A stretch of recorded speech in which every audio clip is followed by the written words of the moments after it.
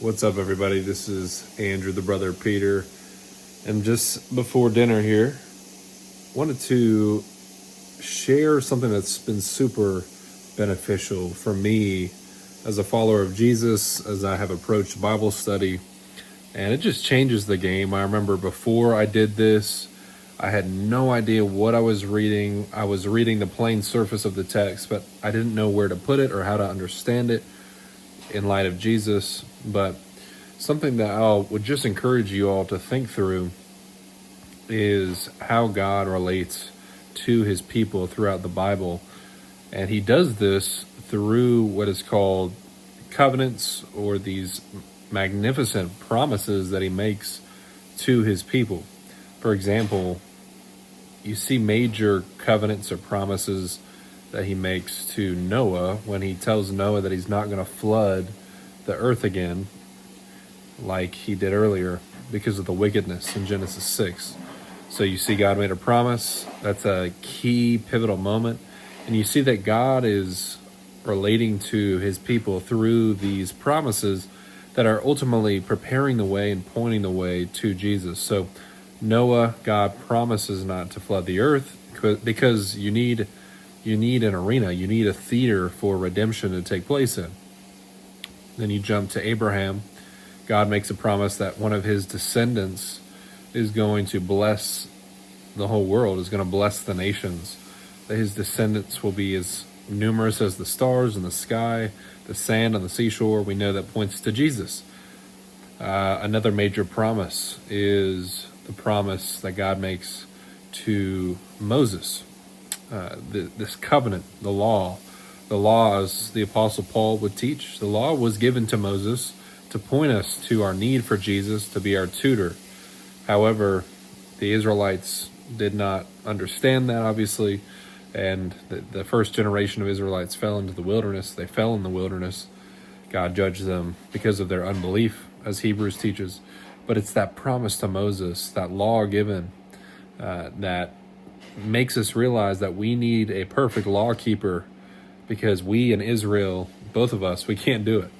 We need a Savior and a perfect law keeper, Jesus. Then you look at King David, another promise. Noah, Abraham, Moses, King David, that there will be this ruler, this single ruler that comes from King David, his descendant line, which is the same line of Abraham as well. So this Abraham promise flows to this David promise, this covenant that a ruler is going to come from the line of David.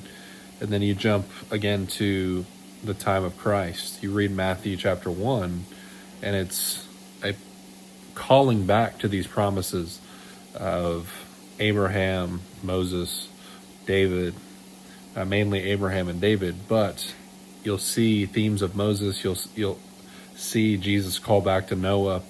But when you get these key covenants, these key promises down, and you understand how God is relating to his people in a certain way, so that we and God's people throughout history could know Jesus and expect Jesus and look back now to Jesus, it's super helpful. So break it down into covenants, break down the Bible into, okay, what time period or what covenant period am I under? I think that's always going to help you out. For example, I'm going to probably be preaching Haggai in the next couple of weeks at a church, and just being able to jump into Haggai to know that they're under the Mosaic covenant, the promise God made to Moses, the law that was given to Moses. When you understand that, promises have already been made to Abraham. We're waiting for this ruler from King David, but Haggai is after the exile, and the temple needs to be rebuilt so that the Messiah, this descendant of Abraham, this descendant of David, can come, and that God can dwell with his people again. It's super helpful to know your context. If you just read Haggai in the middle of nowhere, it just wouldn't.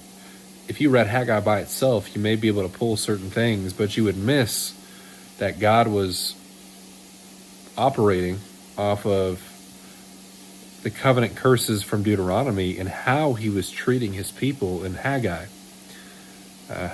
In other words, God was cursing Israel in the time of Haggai because of the promises he made to Moses in the book of Deuteronomy way back when.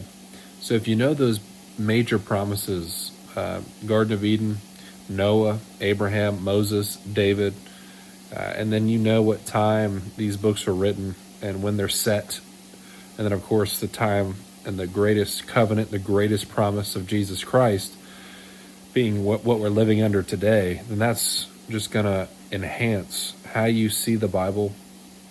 You'll be able to jump into a passage and kind of get the basic underscore of what's going on, where you're headed, what this is pointing to or pointing back to, ultimately Jesus Christ. He is the substance of all the promises, all the covenants. So keep that in mind and hope that's helpful in my pre-dinner ponderings.